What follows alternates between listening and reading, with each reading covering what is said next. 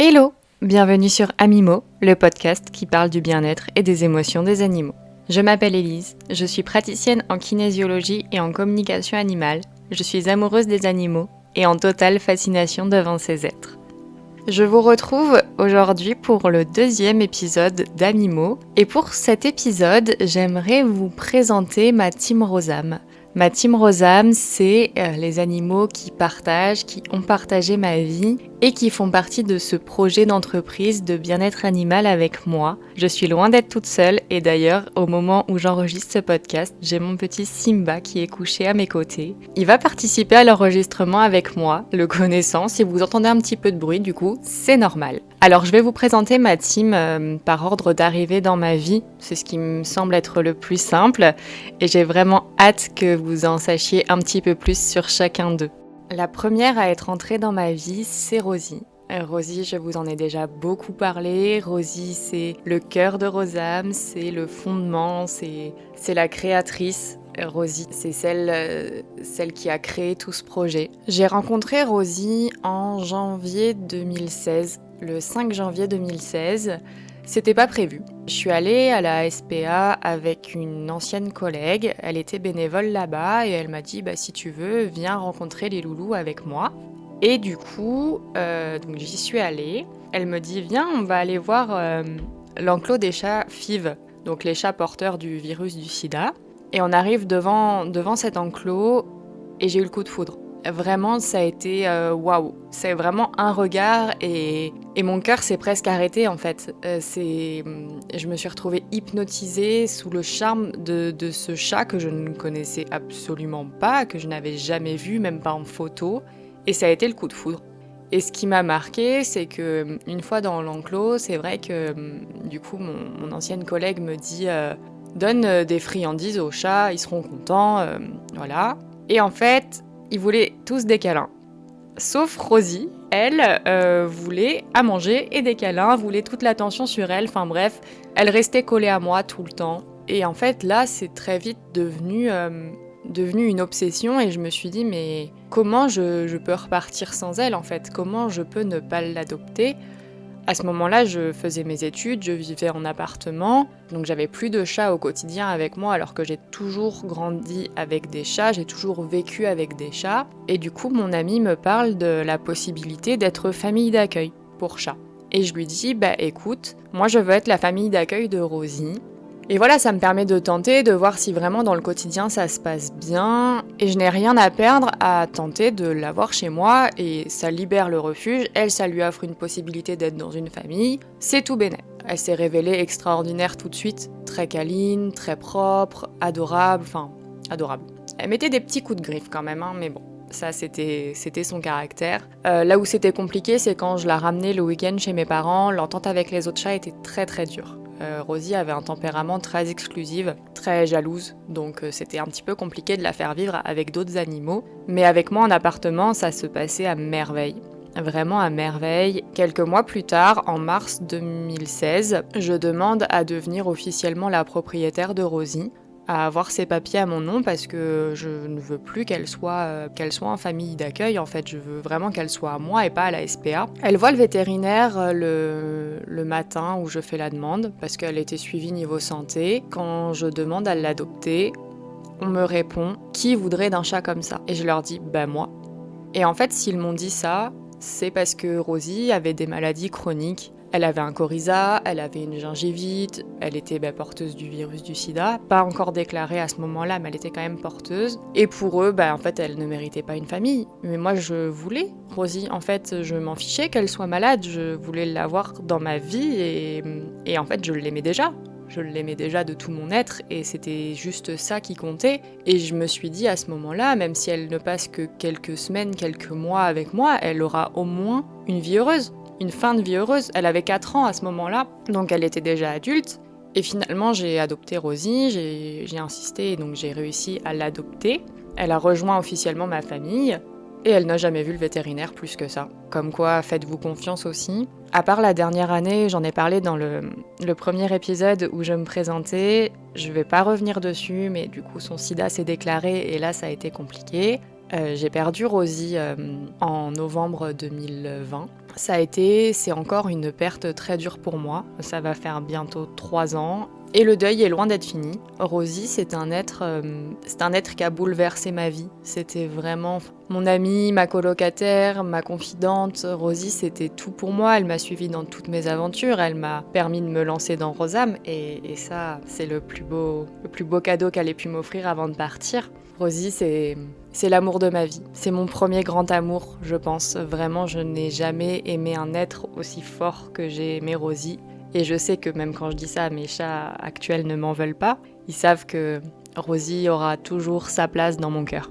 Alors ensuite, en janvier 2017, là encore, un peu sur un coup de tête, je me décide à acheter un cheval. Ne jamais faire ça. Ne faites pas quelque chose sur un coup de tête. Je ne suis absolument pas un exemple à suivre dans l'adoption de mes animaux. En janvier 2017, du coup, je commence à chercher un cheval. Coup de foudre sur l'annonce de Flash. Je demande son prix et il était hors budget. Il était hors budget pour moi. Et j'ai eu une amie de l'époque qui me dit « Tante, propose ton prix avant d'aller le voir. » Ce que je fais. Du coup, je lui dis « T'as raison, j'ai rien à perdre. » Et je propose mon prix à son éleveur qui me dit « Ok, ça me va, vous pouvez venir le voir. » Donc, comme quoi, je suis bien la preuve, il faut tenter. Vraiment, tentez, vous n'avez rien à perdre. Au pire, j'aurais pris un nom et c'est pas grave, j'aurais continué, mais en fait, j'ai failli passer à côté d'un être incroyable, juste si j'avais pas osé, en fait. Foncez, vraiment foncez. Flash, ça a été pareil, un gros coup de cœur. En plus, bon, il me faisait des bisous, il avait 1 an et demi à ce moment-là, lui. Ça fait longtemps qu'on vit ensemble avec Flash, hein, c'est ma plus longue histoire d'amour. Flash est arrivé dans ma vie officiellement le 1er mars 2017. Et ça a été... voilà, j'ai appris énormément à ses côtés. Il a remis en question toute ma vie de cavalière et d'humaine. Il m'a énormément fait avancer, il me fait encore énormément avancer aujourd'hui. Avec Flash, j'ai vécu énormément de bas. Je vous l'ai déjà dit, mais c'est lui qui m'a fait découvrir la kinésiologie parce que ça n'allait pas. Au moment où j'ai découvert la kinésiologie avec lui, on était aussi dans une phase compliquée où dès que je l'emmenais en balade à pied parce qu'il n'était pas monté à ce moment-là, je le sortais en balade à pied, il se cabrait, il tirait. On n'était pas du tout dans une relation saine. Et c'est allé de pire en pire.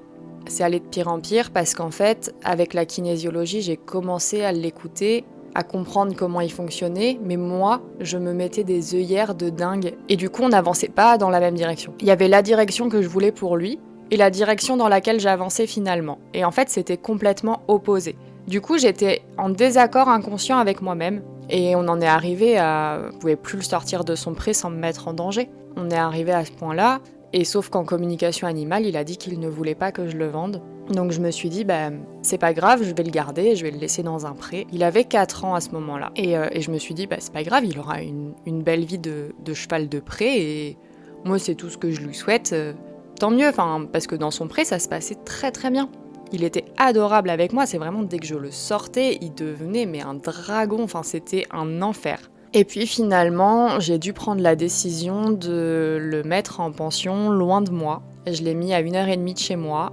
Comme ça suffisait pas, moi je suis partie vivre quelques mois en Bretagne, donc je me suis retrouvée à 500 km de lui. Même si ça a été dur de ne pas pouvoir le voir souvent, ça a cassé la fusion de notre relation et ça a fait du bien. On en était arrivé au point où la fusion de notre relation était en train de nous détruire. On s'auto-détruisait et c'était plus que malsain, il n'y a même pas de mots pour décrire ça, on se mettait en danger l'un et l'autre. Vraiment, on n'arrivait plus à se comprendre, on n'arrivait plus à s'entendre, à s'écouter. En fait, presque on n'arrivait même plus à s'aimer parce que vraiment, on n'était que dans le noir, en fait. Il n'y avait plus de lumière. Et du coup, la distance nous a fait du bien parce que déjà, moi, ça m'a permis, au lieu de me dire « il faut que j'aille voir mon cheval », est-ce que j'ai vraiment envie d'aller voir mon cheval ? Est-ce que j'ai envie de passer aujourd'hui 3 heures sur la route pour aller le voir 1 heure ? Et le fait de me poser cette question, j'allais le voir quand j'avais vraiment envie d'aller le voir. Et j'allais plus le voir par obligation. Et ça a tout changé.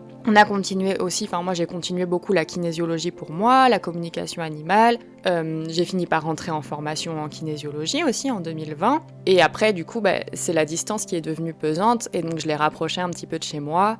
Et du coup, ça fait 2 ans qu'on est plus près l'un de l'autre. Là encore plus, il a déménagé très récemment et il est plus qu'à 10 minutes de moi et c'est un bonheur. Et en fait, on vit une relation mais tellement saine et épanouie. Et je sais pourquoi cet être est entré dans ma vie. Aujourd'hui, on trouve la sérénité d'interagir ensemble. On est heureux d'interagir ensemble surtout. Il y a du respect et de l'écoute des deux côtés. Et ça, c'est vraiment le plus beau en fait. Et quand on voit ma relation avec Flash, on peut pas se douter par quoi on est passé. On peut pas se douter qu'on en a vraiment, vraiment bavé à tel point que j'ai eu peur de mon cheval. Tout le monde est étonné aujourd'hui quand je dis que j'ai peur quand je monte sur son dos, mais il faut voir où on était il y a 5 ans. Il y a 5 ans, on était en train de se mettre en danger l'un et l'autre. Et je l'ai mis en danger aussi, hein. Attention, je ne dis pas que c'est que lui qui m'a mis en danger. On était fautifs tous les deux.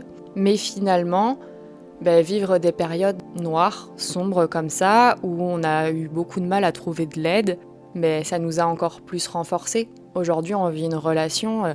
Flash, c'est mon pilier, c'est le cheval de ma vie. C'est à tel point, je sais même pas si le jour où il sera plus là, il y aura un autre cheval. Flash, c'est mon tout. C'est vraiment, c'est l'être qui me porte quand je ne vais pas bien. C'est l'être qui me pousse à avancer, il est tellement content de me pousser à avancer. Il est tellement content de me voir m'épanouir dans Rosam qu'il porte le projet avec moi.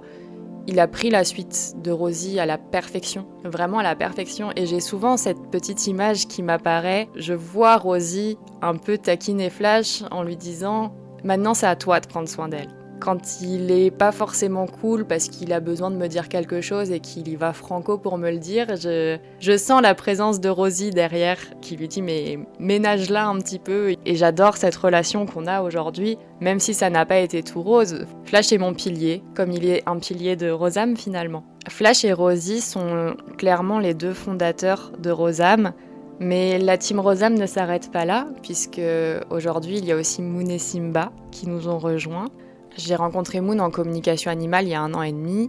Ça a été très compliqué puisque Moon, quand elle est arrivée en tant que minette craintive, elle s'est cachée et pendant 1 semaine, je ne l'ai pas vue. Dans mon appartement, je ne l'ai pas vue. C'est-à-dire que je voyais les croquettes se vider, la litière se salir, mais je ne la voyais pas.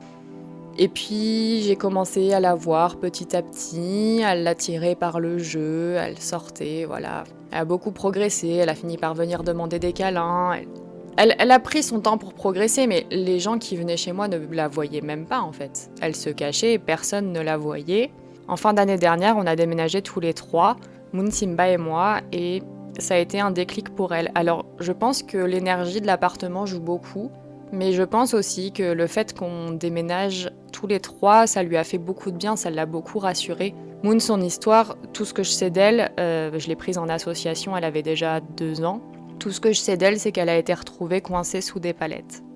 Et du coup, elle ne supporte absolument pas la contrainte, elle a beaucoup d'anxiété. Je me retrouve beaucoup en Moon, c'est vraiment mon miroir et ça m'a permis de mettre en lumière mon anxiété à moi. Je la remercie beaucoup parce que du coup, on se porte l'une et l'autre. Elle fait tellement de progrès jour après jour. Aujourd'hui, des gens peuvent rentrer chez moi, elle se montre, elle vient même faire des câlins, Voilà, alors il y a encore des progrès à faire. Il y a des pistes d'amélioration énormes, mais elle a fait tellement de progrès. Elle évolue énormément. La communication animale l'aide beaucoup aussi. Je dialogue énormément avec Moon. Vraiment, elle est très demandeuse et très ouverte à ça. Ça l'aide et Moon, c'est ma reine magique, quoi. C'est ma déesse. Moon, elle a un côté spirituel très développé. Elle a une très forte empathie, mais en même temps une capacité à rester à sa place qui est très belle. Elle sait, voilà, elle va pas s'imposer. Elle analyse, elle vient si elle en ressent le besoin, si elle sent que j'en ai besoin, mais elle sait se mettre en retrait et je trouve ça beau et je trouve ça très noble. Et j'adore cette face d'elle, qui mélange son empathie et en même temps sa juste place. Voilà pour Moon. Moon, c'est ma reine des reines. C'est vraiment... Elle a eu la place très difficile de passer après Rosie. Et ça, je lui ai déjà dit, je lui ai dit dès le départ. Je les comparais beaucoup toutes les deux, forcément. Et je lui ai dit, je sais que je te donne un rôle très compliqué. Passer après Rosie, c'est horrible en fait. Vraiment, c'est horrible parce que j'ai mis inconsciemment une pression de dingue à Moon. Mais aujourd'hui, je ne cesse de lui dire que passer après elle, ce sera tout aussi compliqué si ce n'est plus. Moon, elle a parfaitement succédé à Rosie et vraiment j'en suis très heureuse de l'avoir rencontrée elle. Moon, c'est une lumière dans ma vie. C'est la force, c'est grandir, c'est apprendre, c'est évoluer, c'est oser, c'est avoir le courage d'avancer. Moon, elle représente tout ça pour moi et c'est vraiment un élément indispensable de ma vie aujourd'hui. Et pour compléter le trio de l'appartement, il y a Simba. Simba, le rayon de soleil, Simba, le clown, Simba, Simba. Voilà, Simba, c'est un vrai guérisseur. Simba, c'est mon petit bébou, c'est mon assistant, enfin mon petit bébou qui fait 8 kilos quand même. C'est mon assistant. Il faut savoir que quand je fais des communications animales, je les fais à distance de chez moi, il participe toujours avec moi. Il est toujours en train de travailler avec moi à distance. Vraiment, c'est important pour lui. Et à côté de ça, alors, c'est vrai que je parlais de la capacité de Moon à se mettre en retrait. Simba n'a pas ça du tout. Lui, il s'impose. Il ne laisse pas le choix. S'il sent que je vais pas bien, il va s'imposer à venir à moi. Et si je lui dis que je ne veux pas de son aide, il s'en fiche. Moi, je veux t'aider, je vais t'aider, point. Et en même temps, j'aime ce côté-là parce qu'il me rassure énormément. Et puis, il me fait rire. Enfin, faut avoir un bébou dans sa vie, c'est ce que je dis à tout le monde. Un bébou, c'est magique en fait. Vraiment, enfin, Simba, il est capable de jouer avec un grain de litière pendant 10 minutes. Il a cette naïveté en fait, il a cette naïveté et cette légèreté et il nous apporte beaucoup à Moon et moi. Il nous apporte beaucoup de simplicité dans notre vie. Ben, je l'aime ce petit bébou, comme j'aime tous mes animaux évidemment, vous vous en doutez, mais c'est un soleil. C'est vraiment un soleil et ça fait du bien. Ça fait du bien parce que, voilà, avec Rosie, j'ai vécu la maladie, ça a été compliqué. Avec Flash, j'ai vécu des bas très très durs. Avec Moon, je vis le miroir de l'anxiété. Et avec Simba, c'est simple. C'est simple, c'est que de l'amour, c'est que de la bienveillance. Et ça fait vraiment du bien, en fait, de ressentir ça. Je trouve que ma team Rosam se complète à la perfection. Il n'y en a pas un comme l'autre. Et ils ont tous leur personnalité, ils ont tous à apporter à mon expérience de vie, ils ont tous à m'apporter en tant qu'humaine, ils me font tous grandir à leur façon, à leur rythme. Et j'adore ça, j'adore côtoyer les animaux pour ça. Ils me font grandir en fait. Et ils me rendent heureuse, et ils font de moi l'humaine que je suis. C'est vraiment mes piliers de vie, c'est mes compagnons de vie et je suis très reconnaissante de les avoir dans ma vie ou de les avoir eus. Quand on parle de Rosie. Avant de finir cet épisode, j'aimerais parler de Plume et Bambou. Plume et Bambou, ce sont les chats avec lesquels j'ai grandi, qui vivaient chez mes parents, qui aujourd'hui ne sont plus de ce monde. Bon, ils sont partis à de très beaux âges, hein. Plume avait 20 ans et demi et Bambou avait 18 ans, donc ils sont partis à un âge très noble. Je suis obligée de vous parler d'eux parce qu'ils ont énormément contribué à mon aventure Rosam. Plume, elle était tellement contente de faire des séances avec moi. Quand je lui proposais, je disais « Mais Plume, est-ce que tu veux une petite séance de kinésio ou un petit soin énergétique ?» Son regard s'illuminait. Elle était trop contente que je prenne soin d'elle. Ça me faisait du bien de voir son regard changer en une séance. Ça m'a permis de prendre énormément confiance. C'est la première minette que j'ai choisie, j'avais 5 ans. J'avais 5 ans quand j'ai choisi Plume, j'ai grandi avec elle et pouvoir l'accompagner dans sa fin de vie, ça a été le plus beau des cadeaux. Surtout qu'elle a eu une très belle fin, elle est morte à la maison, et voilà, elle est partie malgré tout en bonne santé. Elle a juste pris son petit coup de vieux et le cœur s'est arrêté et c'est normal. Mais voilà, Plume, l'accompagner, ça a été un réel bonheur. L'accompagner dans sa fin, c'est waouh. Je crois que c'est vraiment le mot que vous entendrez à chacun de mes épisodes. Waouh. Et Bambou, mon chichou. Voilà, si vous m'entendez parler de chichou, il faut savoir que c'est Bambou. Lui, ça a été ma dose d'amour et de réconfort. C'est lui qui m'a maintenue en vie avec Flash après le départ de Rosie. Bambou a été très présent puisque je vivais chez mes parents. Il a toujours été là, toujours à me regarder avec ses cœurs dans les yeux. Il a toujours cru en moi, toujours été là pour me soutenir quand moi ça n'allait pas. Et vraiment, il a eu une présence pendant mon année de formation, une présence incroyable. Alors lui, contrairement à Plume, il a jamais trop voulu faire de séances avec moi et j'ai essayé de respecter au maximum son choix. Même dans sa fin de vie, en fait, à part lui apporter de l'amour, il ne voulait pas que je lui apporte autre chose. Donc j'ai respecté, c'est sa volonté et c'est ça le plus important. Je veux retenir de lui ses cœurs dans les yeux et surtout, je vais profiter encore de cet épisode pour le remercier d'avoir été là pendant ma formation en kinésiologie, d'avoir été mon soutien, mon pilier et d'avoir contribué à me maintenir en vie. Maintenant, vous connaissez ma team Rosam, les êtres qui étaient et qui sont importants dans mon aventure, tant dans mon aventure d'humaine que dans mon aventure d'entreprise, de Rosam, de bien-être animal. Chacun a contribué, contribue à sa façon, chacun a sa place, chacun a son rôle et je les remercierai jamais assez d'être là, d'avoir été là. Et j'aimerais finir sur une citation du Petit Prince qui me parle beaucoup. C'est le temps que tu as perdu pour ta rose qui rend ta rose importante. Et cette citation me parle beaucoup parce qu'il y a des phases où on a l'impression de perdre du temps, mais je trouve qu'avec un animal, c'est toujours du temps gagné. C'est de l'amour gagné, c'est un regard de gagné, c'est une empathie de gagné. Tout est gagné avec un animal. Passez du temps avec vos animaux, profitez-en parce que la vie est vraiment trop courte et j'espère que vous rencontrerez des animaux qui font ou feront partie de votre team comme la mienne, ma jolie team Rosam. Je vous remercie d'être arrivé au bout de ce podcast. J'espère que ça vous a plu. N'hésitez pas à liker, à partager, à commenter, à m'envoyer un petit message pour qu'on en discute, pour me raconter vos histoires à vous, à vos animaux. Je serai très heureuse de vous entendre. Je vous dis à bientôt. Je vous envoie plein d'amour. Élise.